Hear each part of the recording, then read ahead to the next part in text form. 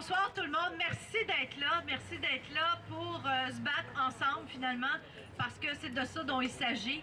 Ce soir, on est là parce que depuis effectivement le début de l'année, on a circulé une pétition. On a ramassé 8500 noms. C'est grâce à vous. Bravo. Et demain, je vais déposer cette pétition à l'Assemblée nationale et interpeller le ministre Barrette pour lui demander qu'est-ce qui se passe pour Hochelaga-Maisonneuve. Alors, écoutez, depuis 2015, vous savez, en 2015, on avait 15 médecins. 15. Au 1er janvier 2018, il va rester 4 médecins. Dans un territoire à peu près similaire comme nous, Dollard-des-Ormeaux, il y a 28 médecins. Ici, il va rester au 1er janvier 2 médecins pour faire du sans rendez-vous. Dans Dollard-des-Ormeaux, il y en a 15.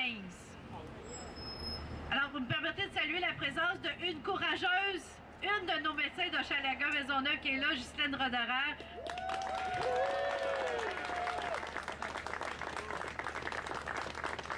Permettez aussi de saluer la présence d'Éric Allen-Cadwell, le conseiller municipal qui est ici, et Réal Ménard, le maire de l'arrondissement qui est aussi ici. Alors, merci d'être là. Et mon collègue Makakoto, qui est solidaire, parce que lui aussi a des problèmes de médecine dans son coin. Alors, actuellement, et depuis 2 ans, moi je fais des travaux avec les gens du CIUS. Là, ça, c'est la nouvelle patente de M. Barrette là, qui regroupe nos soins de santé. Alors, au CIUS, ce qu'on me raconte depuis 2 ans, c'est « Ah, ben écoutez, Mme Poirier, on va vous en trouver des médecins. On va vous trouver une nouvelle clinique. On va vous trouver des infirmières. » Mais finalement, sur le terrain, c'est niet, absolument rien. Le problème, c'est que pour avoir des médecins, il faut des permis.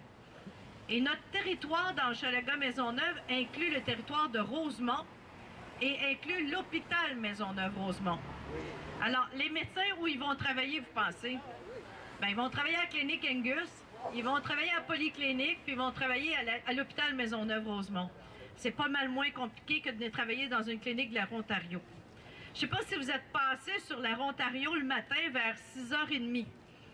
Hein? 6h30, on passe au 3600 Ontario là-bas. Il y a des mamans avec des poussettes qui attendent un médecin. Puis ils vont attendre jusqu'à environ 8h, 8h15 que les médecins finissent par arriver. Puis là, si tu es 26e, tu n'as pas eu le bon numéro un matin. On en prend 25. Puis à la clinique ici, juste à côté, ben la majorité du temps, c'est écrit pas de rendez-vous, pas de sans rendez-vous. Parce que les médecins, ils sont plus capables de fournir. Alors, 4 médecins pour Hochelaga-Maisonneuve, pour une population de 50 000, c'est inacceptable.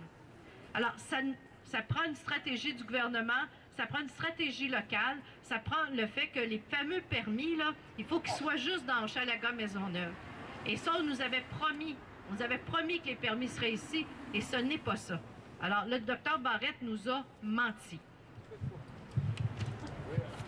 Change de feuille.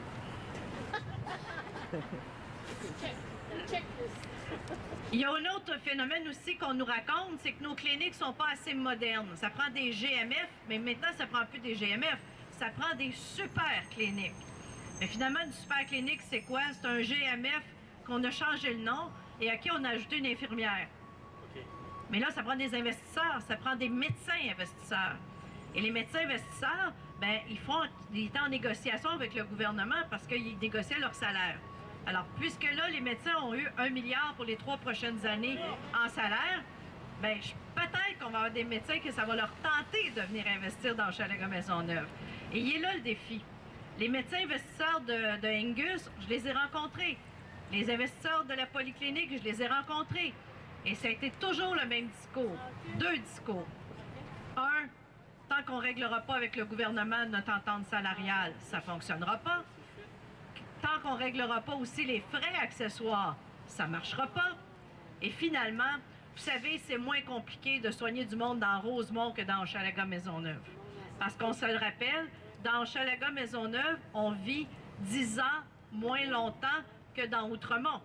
Ça, c'est notre quotidien à nous.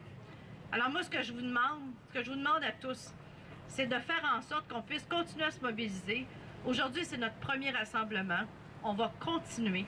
Et tant qu'on n'aura pas une nouvelle clinique avec des médecins dedans, avec des services, une clinique avec de la radiologie. Rappelez-vous, il y a quelques années, on avait de la radiologie au coin d'Ontario et de Davidson. Elle est rendue où, cette clinique-là? Elle est à Angus. Ils l'ont déménagé à Angus, cette clinique-là. Alors là, on a fini de se faire voler nos affaires. Ce qu'on veut, c'est de la santé dans Hochelaga-Maisonneuve. Et moi, j'ai besoin de votre mobilisation à tout le monde. Si vous n'avez pas signé la pétition, signez-la. On a besoin de tout le monde. On va mobiliser. On va revenir ici, s'il faut, à tous les mois. Mais on va être de plus en plus nombreux et c'est ça le but. Ça nous prend des soins de santé dans Hochelaga. Moi, je compte sur vous tous. Et je compte surtout sur notre mobilisation. Hochelaga-Maisonneuve, c'est un quartier solidaire. Mais il va falloir que ça continue parce qu'on a besoin de santé dans notre quartier. Merci d'avoir été là, tout le monde.